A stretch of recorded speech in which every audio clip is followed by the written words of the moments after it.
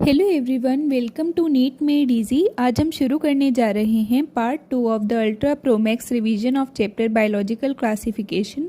इसमें हम quick revision करेंगे थ्रू क्वेश्चंस। पार्ट 1 में हम 23 क्वेश्चंस कवर कर चुके थे, आज हम करेंगे बाकी के क्वेश्चंस। तो हम स्टार्ट करते हैं 24th क्वेश्चन से। So the 24th question is ascomycetes growing on cattle dung are called dash. तो इसका आंसर क्या होगा? कॉप्रोफिलस। ऐसे ही आपको सारे आंसर सोचते जाना है और रिकॉल करने की कोशिश करना है। Next is the 25th question, fusion of protoplasm between two motile or non motile gametes is called dash. तो इस प्रोसेस को क्या बोलते हैं हम? Plasmogamy. Next is the 26th question, in phycomycetes asexual reproduction takes place by dash and dash. तो इसका correct answer क्या होगा? Zoospores and aplanospores. काफ़ी इंपॉर्टेंट क्वेश्चन है, आपको स्पोर्स फंजाई के अच्छे से कवर करने हैं। Next is the 27th question, dash are commonly known as the sac fungi. तो हमें बताना है सैक फंजाई हम किस क्लास ऑफ फंजाई को बोलते हैं। इसका करेक्ट आंसर होगा ascomycetes. Next is the 28th question. So 28th question में हमसे पूछा गया albugo mucor belong to dash group of fungi. तो हमें यहाँ पर क्लास बतानी है, तो करेक्ट आंसर क्या होगा? फाइकोमाइसिटीज। आपको सारी क्लासेस की फंजाई के एग्जाम्पल्स अच्छे से आने चाहिए, तो इन्हें अच्छे से कवर कर लेना और कमेंट्स में ये भी बताना कि म्यूकर को हम किस और नाम से जानते हैं। Next is the 29th question, in phycomycetes asexual reproduction takes place by motile spore called dash or by non motile spores called dash. तो अब जो मोटाइल स्पोर्स होते हैं उन्हें हम क्या बोलते हैं? उन्हें हम बोलते हैं जू स्पोर्स। काफ़ी इंपॉर्टेंट क्वेश्चन है ये। दूसरी तरीके से भी आपसे पूछा जा सकता है कि जू स्पोर्स जो हैं वो मोटाइल होते हैं नॉन मोटाइल, तो वो होते हैं मोटाइल। और जो सेकंड पार्ट में पूछा गया नॉन मोटाइल स्पोर्स, उसका करेक्ट आंसर होगा एप्लेनोस्पोर्स।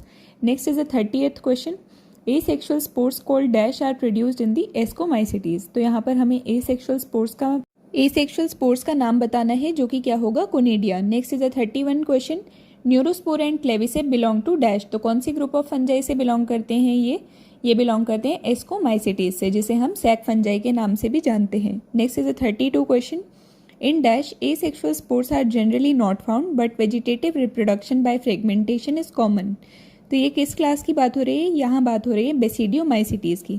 तो दूसरी तरीके से भी पूछा जा सकता है कि एसेक्सुअल स्पोर्स किन में नहीं मिलते हैं, तो वो आंसर होगा बेसिडियोमाइसिटीज। और अगर ये पूछा जाए कि बेसिडियोमाइसिटीज के अंदर वेजिटेटिव रिप्रोडक्शन किस प्रोसेस के थ्रू होती है, तो उसका करेक्ट आंसर होगा fragmentation. Next is the 33 question, in basidiomycetes sex organ are absent but plasmogamy is bought about by the fusion of two dash और dash cells of different strains or genotypes. तो पहली line तो हमें question से ही पता चल रही है, जो कि काफ़ी इंपॉर्टेंट है, कि बेसिडियोमाइसिटीज के अंदर सेक्स ऑर्गन एब्सेंट होते हैं। लेकिन दूसरी इंपॉर्टेंट बात क्या है कि उनमें प्लाज्मोगेमी अकर करती है। तो इसमें पूछा गया about the fusion of two dash और डैश। तो करेक्ट आंसर होगा वेजिटेटिव और the somatic cells. Next is the 34th question, basidiospores are dash produced on the basidium. तो इसका करेक्ट आंसर क्या होगा? कैसे प्रोड्यूस होते हैं वो? Exogenously. Next is the 35th question, deuteromycetes are commonly known as dash fungi because only the dash or vegetative phases of these fungi are known. तो deuteromycetes का दूसरा नाम क्या होता है? बहुत ही ईजी सा क्वेश्चन होता है, इम्परफेक्ट फंजाई। और ये हम क्यों बोलते हैं इन्हें? बिकॉज ओनली द एसेक्सुअल और वेजिटेटिव फेजेज आर नोन। यहाँ पर सिर्फ एसेक्सुअल फेजेज होते हैं इस फंजाई के ग्रुप के अंदर। Next is the 36th question, the deuteromycetes reproduce only by the asexual spores known as dash. तो यहाँ पर हमें उन एसेक्सुअल स्पोर्स का नाम बताना है, जो कि क्या होगा? Conidia. Next is the 37th question, ascomycetes and basidiomycetes show dash reproduction. तो ये दोनों कौन सा रिप्रोडक्शन शो करते हैं? Sexual reproduction.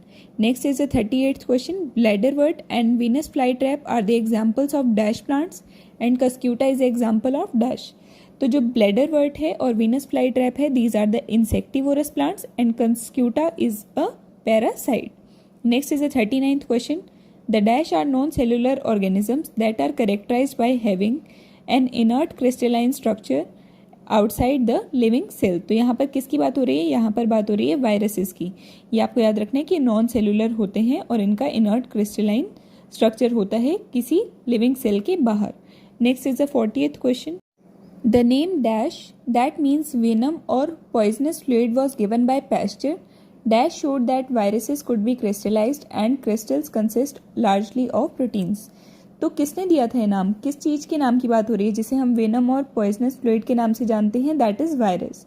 और ये किन्होंने शो किया था कि हम क्रिस्टलाइज कर सकते हैं, तो उसका आंसर हो गया WM स्टैनले। ध्यान रखना WM है, क्योंकि कंफ्यूज हो जाते हैं, क्योंकि यहाँ पर एक साइंटिस्ट और का नाम आता है जो कि MW बेजर्निक है, तो आपको ध्यान रखना है WM स्टैनले।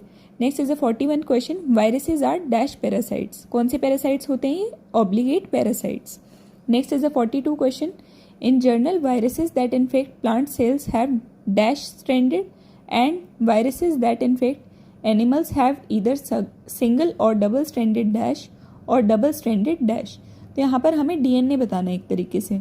जो प्लांट्स को इन्फेक्ट करते हैं उनके पास होता है सिंगल स्ट्रैंडेड RNA, और जो एनिमल्स को इन्फेक्ट करते हैं उनके पास होता है सिंगल या डबल स्ट्रैंडेड RNA और डबल स्ट्रैंडेड DNA। ये काफ़ी इंपॉर्टेंट क्वेश्चन है, इसे अच्छे से कवर कर लेना। Next is a 43 question, bacterial viruses और बैक्टीरियोफेजेस। पहले तो हमें पता चल गया कि बैक्टीरियल वायरसेस को दूसरा नाम किससे जानते हैं हम, that is bacteriophages. These are usually dash stranded dash virus. तो ये किस तरीके के होते हैं? Bacteriophages are double stranded DNA virus. Next is a 44 question, dash are smaller than viruses and caused PSTD, जिसे हम पोटैटो स्पिंडल ट्यूबर डिसीज के नाम से जानते हैं। तो इसका करेक्ट आंसर क्या होगा? विरियोइड्स। और एक और इम्पॉर्टेंट बात हमें यहाँ से पता चलती है कि विरियोइड्स का साइज छोटा होता है as compared to the viruses. Next is the 45th question, the dash component is known as phycobiont and dash component is known as mycobiont in lichens। तो फाइकोबायोंट हम किसे जानते हैं? एल्गल कंपोनेंट को, और माइकोबायोंट किसे बोलते हैं? फंगल कंपोनेंट को। तो आज हमें यहीं तक क्वेश्चंस कवर करने थे, पूरे चैप्टर की रिवीजन खत्म हो गई है। दोनों पार्ट्स आप अच्छे से कवर कर लेना और NCERT रिवाइज कर लेना। Thank you so much.